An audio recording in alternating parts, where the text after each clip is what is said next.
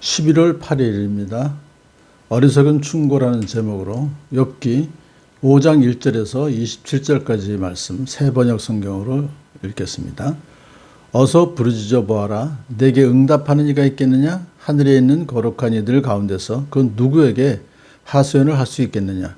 미련한 사람은 자기의 분노 때문에 죽고 어리석은 사람은 자기의 질투 때문에 죽는 법이다. 어리석은 사람의 뿌리가 뽑히고 어리석은 자의 집이 순식간에 망하는 것을 내가 직접 보았다. 그런 자의 자식들은 도움을 받을 데가 없어서 자편에서 억울한 일을 당해도 구해주는 이가 없었고, 그런 자들이 거두어들인 것은 굶주린 사람이 먹어치운다. 가시나무 밭에서 자란 것까지 먹어치운다. 목마른 사람이 그의 재산을 삼켜버린다.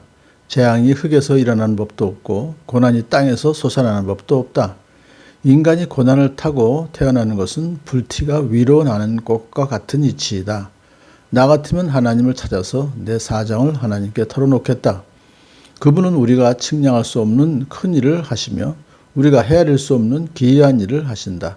땅에 비를 내리시며 밭에 물을 주시는 분이시다. 낮은 사람을 높이시고 슬퍼하는 사람에게 구원을 보장해 주시며 간교한 사람의 계획을 꺾으시어 그 일을 이루지 못하게 하신다. 지혜롭다고 하는 자들을 제 꾀에 속게 하시고 교활한 자들의 꾀를 금방 실패로 돌아가게 하시니 대낮에도 어둠을 만날 것이고 한낮에도 밤중처럼 더듬을 것이라. 그러나 하나님은 가난한 사람들을 그들의 칼날 같은 입과 억센 소나기로부터 구출해 주신다. 그러니까 비천한 사람은 희망을 가지지만 불의한 사람은 스스로 입을 다물 수밖에 없다. 하나님께 징계를 받는 사람은 그래도 복된 사람이다. 그러니 전능하신 분의 훈계를 거절하지 말아라. 하나님은 찌르기도 하시지만 싸매어 주시기도 하시며 상하게도 하시지만 손수 낫게도 해주신다. 그는 여러 가지 환난에서도 너를 구원하여 주시며 7가지 환난에서도 재앙이 내게 미치지 않게 해주시며 기근 가운데서도 너를 굶어 죽지 않게 하시며 전쟁이 벌어져도 너를 칼에서 구해 주실 것이다. 너는 혀의 저주를 피할 수 있어 파멸이 다가와도 두려워하지 않을 것이다. 약탈과 굶주림쯤은 비웃어 넘길 수가 있고 들짐승을 두려워하지도 않을 것이다. 너는 들에 흩어진 돌과도 계약을 맺으며 들짐승과도 평화롭게 지내게 될 것이다. 그래서 너는 집안이 두루 평안한 것을 볼 것이며 가축 우리를 두루 살필 때마다 잃은 것이 없는 것을 볼 것이다. 또 자손도 많이 늘어나서 땅에 풀같이 많아지는 것을 보게 될 것이다.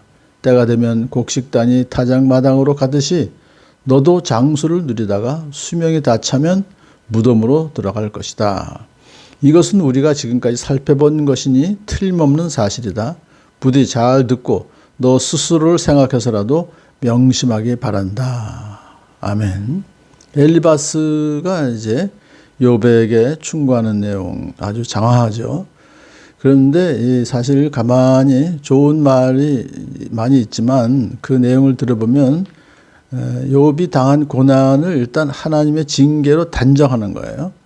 그래서 욥에게 회개하고 하나님의 훈계를 잘 듣고 그러면 하나님께서 너에게 다시 복을 주실 것이다 라고 하는 일반적인 너무나도 잘 우리가 알고 있는 이제 그런 일반적인 이야기를 지금 하고 있죠.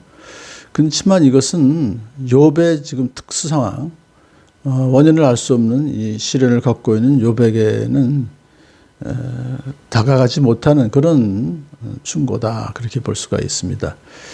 가만히 내용을 보게 되면 욥을 일단은 좀 이해를 하기보다는 먼저 좀 이렇게 비난하는 투로 말을 해요. 그러니까 어서 부르짖어 보아라. 내게 응답하는 이가 있겠느냐? 그 응답하는 이가 없다는 거죠. 하늘에 있는 거룩한 이들 가운데서 그 누구에게 하소연을 할 수 있겠느냐? 하소연해봤자 소용이 없다. 왜냐하면 너는 지금 분노 때문에 질투 때문에 너 그렇게 지금 막 얘기를 하는데 그거 누가 들어주겠느냐 그런 거죠.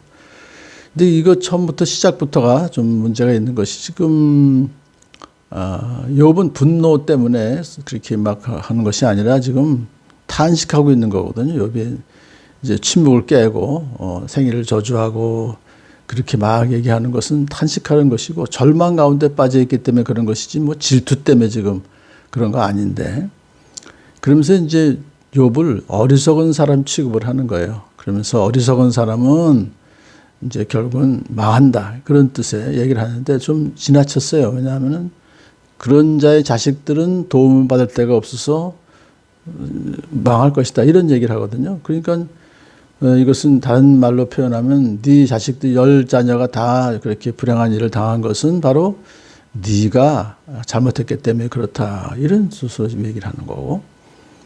그래서 이제 지금 책임을 이제 자꾸만 그 욥의 죄 때문에 그런 것이다라는 쪽으로 이제 나가는 거예요. 그러면서 또 잘못된 그 이야기 중에 하나는 인간이 고난을 타고 태어나는 것은 불티가 위로 나는 것과 같은 이치이다. 이게 사실은 염세주의 아니에요. 그러니까 인간은 처음부터 태어날 때부터 고난을 갖고 태어나는 것이다. 지금 이 말이 욥에게 무슨 그 도움이 되겠습니까? 그건 자기 생각이죠. 그러면서 나 같으면 하나님을 찾아서 내 사정을 하나님께 털어놓겠다. 자기가 생각하는 자기의 신념을 지금 욥에게 강요하는 거거든요. 욥이 지금 사실 하나님께 안 털어놨겠습니까? 하나님을 잘 경건하고 하나님을 잘 믿는 그런 욥인데, 그런데 이제 지금부터는 그렇게 일방적으로 자기가 믿는 하나님은 어떤 분이시다는 것을 장황하게 쫙 설명을 해요. 근데 그 정도는 사실 다 욥도 알고 있는 거거든요. 그러니까 땅에 비를 내리시며 밭에 물을 주시는 분이시다. 낮은 사람을 높이시고 슬퍼하는 사람에게 구원을 보장해 주시며 간교한 사람의 계획을 꺾으시어 그 일을 이루지 못하시게 하시는데, 다 지금 일반적인 하나님의 그 속성을 다 알고 있는 것인데, 그러면서 이제 결국 나중에 결론이 뭐냐 하니까 불의한 사람은 스스로 입을 다물 수밖에 없다라고 단정을 하는 거예요. 누가 불의하다는 거예요? 욥이 너 불의하다. 뭔가 죄를 졌기 때문에 너는 입을 다물 수밖에 없다. 그런데 왜 그렇게 막 비난하고 막 그렇게 그러느냐. 하나님께 막 불평하고 원망하고 막 그러냐. 분노를 사귀지 못하고 있느냐. 이런 식으로 이제 책망하는 거죠. 그러면서 그 다음에 이제 그래도 나름대로 자기는 해결책이 있다는 거예요. 뭐냐면 불의하지만은 그래도 하나님께 징계를 받는 사람은 복된 사람이다. 너 그래도 하나님께 징계를 받고 있으니까 너 복된 사람이야. 그러니까 징계를 받는 이유는 네가 지금 죄를 졌기 때문에, 그렇게 불의했기 때문에 그런 거니까 이제 그 회개하고 네가 하나님께 다시 돌아오면은 전능하신 하나님의 훈계를 거절하지 말아라. 훈계를 들어라 이거잖아요. 그러면 하나님께서 너에게 쭉 복을 주신다는 게 쭉 이제 참 그 하나님을 잘 믿은 사람이 받는 복이다 하면서 쭉 주시는 것이 결국 뭐냐면, 뭐 이 세상에서의 그 환난 중에서도 너를 구원해 줄 것이고, 또 약탈과 굶주림쯤 이건 아무것도 아니고 들짐승도 두려워하지 않고, 뭐 사실 들짐승과도 평화롭게 지낼 것이고, 너희 집안이 두루 평안하게 될 것이고, 또 자손도 다시 또 자손도 많이 주신대요. 10자녀 다 사라졌는데, 그런 일반적인 복을 지금 땅에 풀같이 많아지는 것을 보게 될 것이다, 자손이. 때가 되면 곡식단이 타작마당으로 가듯이 너도 장수를 누리고 때가 되면 다 다시 무덤으로 돌아갈 것이다. 그러니까 사실은 하나님을 잘 회개하고 하나님께 돌아오면 받는 복이 이러이러다라고 하는 것을 이제 얘기해 주면서, 지금까지 얘기한 거 이거 내가 지금 다 틀림없는 사실이니까 명심하고 그렇게 해라 이거예요. 그러니까 이제 그러한 자기의 나름대로의 그동안에 갖고 있었던 그 어떤 신학적인, 그리고 신앙의 어떤 그런 기본을 지금 잘 얘기를 했어요. 참 열심히 장황하게. 그런데 여기서 지금 하나님의 징계를 달게 받으라라고 하는 충고는 이 고난을 징계로밖에 볼 줄 모르기 때문에 그런 거예요. 그러니까 그렇지 않은 경우도 얼마나 많이 있습니까? 이 고난 당하는 게 원인 모를 고난이 많이 있는데, 그걸 모든 고난을 다 그냥 일률적으로 징계다, 이것 하나님께서 주신 징계다, 그렇게. 그러니까 여기서 우리한테 주시는 것은, 제가 제목을 어리석은 충고다라고 했던 것은, 사실 제대로 충고를 하려면은 고난당한 사람의 입장을 더 잘 살펴야 돼요. 왜 그런 고난을 받았는지. 그래서 그 사람의 특수상황을 제대로 이해하고 거기에 맞는 조언을 해야지 그냥 일방적인 자기의 평소에 주관적인 그런 그 자기의 체험 안에서 갖고 있는 생각들 이것을 그대로 주입하고 강요하는 그것은 오히려 폭력적인 조언이 될 수밖에 없는 것이다 라고 하는 것이죠. 그래서 고통 가운데 부르짖는 그 사람들의 탄식을 판단하거나 정죄하지 말고 그 이야기를 그들의 사정을 잘 경청하게 하고 거기에 맞는 조언을 할 수 있는 복된 하루 되기를 축복합니다.